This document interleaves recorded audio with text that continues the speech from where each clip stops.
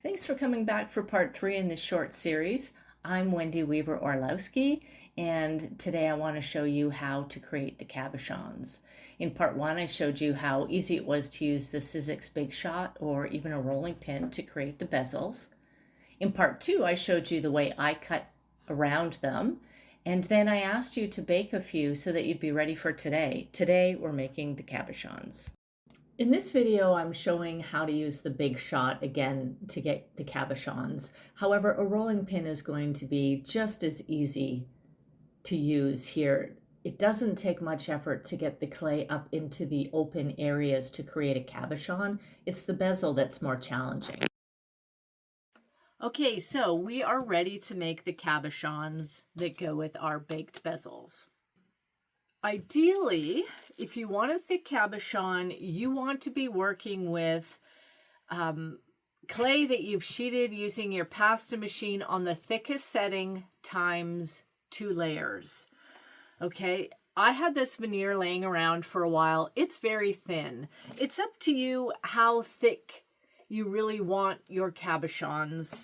If you're just doing the old-fashioned method, using your acrylic brayer with the mold, then it really doesn't matter. You don't have to be very precise at all. It's just a matter of personal preference, how much you want that cabochon sticking up over the edge.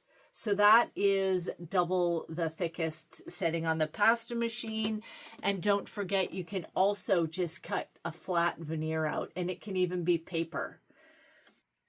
I'm going to use this. I'm going to put it down, make sure I go from the center out to try to avoid air bubbles. Of course, this machine will squeeze the air bubbles out for you, but you don't want it popping in the middle of your design. I'm going to use this design for a change today. And I've already told you that this new line of cabezels, the canvas ones, they come with a template for you to use and cut out. That helps you to decide, I don't have 2 of these cut. Instead of using this as a viewfinder, which also works well, you will be able to use the paper. I'm using this thick plate for the Big Shot. I'm putting down my wax paper. I've put down my clay. Oops, that was off of the wax paper. And what I'm trying to avoid is dirtying the plates for the Big Shot. I want to keep them as clean as possible. So I'm going to spritz my cabochon mold with a fine layer of water. And that's just to act as a release. So again, I can play around and decide. I think I like that. Okay, now I'm going to put on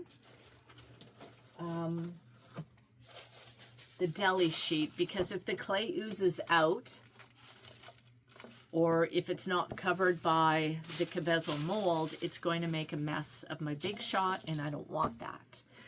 So like I said, I've got the big thick plate, and I have tested it, and with the clay thickness, this alone didn't do it, but I tried one of these, and that did it.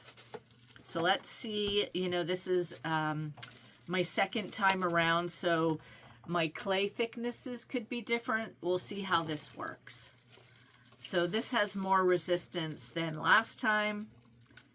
And of course, it does stretch your clay a bit.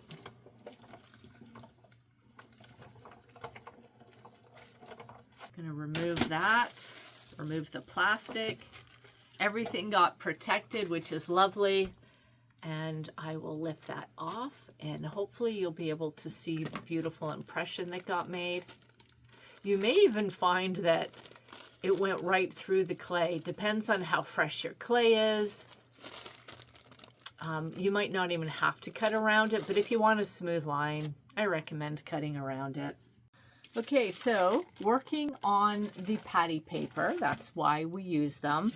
We're going to be able to turn this around to make it easier to cut.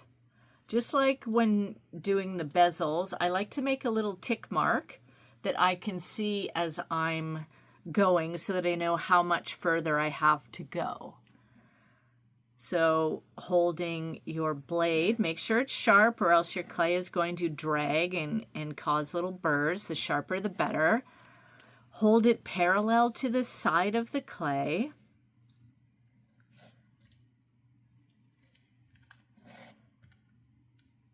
And just easily turn the paper. It doesn't take long at all. I can see my mark, and I can actually feel when I got to my mark as well. So now I'm going to do the same for the smaller pieces. I'll put a tick there, and just make sure when you're spinning this around that you're not pressing onto the cabochons and misshaping them. Oops, like I just did there. Luckily the clay is nice and cool. It's not soft and mushy.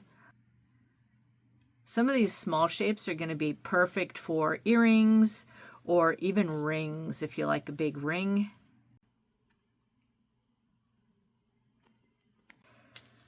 So I'm all done cutting. Now all I have to do is tear away, oops, the excess clay, the scrap clay.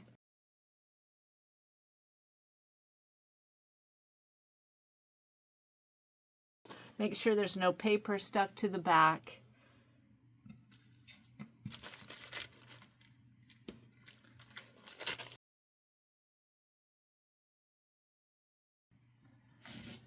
Okay, so now you have your baked bezel and you have the cabochon you just created. What I do is I will shape this inside the baked bezel, but when it comes out of the oven, I separate them by popping them apart because I don't really plan ahead very often, and I may want to drill some holes through here. I may want to run a wire through here and then put this back on top and create like a little loop. I never know what I want to do, or, you know, work on it like a brooch. I've painted the back of this before, I guess after I baked the bezel, and I scratched into it and added paint and then just wiped it away. I thought it made the back look a little more interesting. So if you want these to stick permanently, you know for a fact you're not taking the cabochon away from the bezel after it's baked, I would suggest you scratch it up with a needle tool to give it some tooth. You can apply some liquid clay and then continue on with this step. So I have it centered evenly, and now here is, I'm going to say, the most important part. It's the most time-consuming part, and as you can see, this using the bezel molds really don't take a lot of time at all. But this is one part that you're going to want to, you know, practice. And once you practice it a few times, it goes very quickly. So I don't like how these edges are. I mean, they're fine. I could bake it like that. But what I like to do is, let me show you what we're going for here.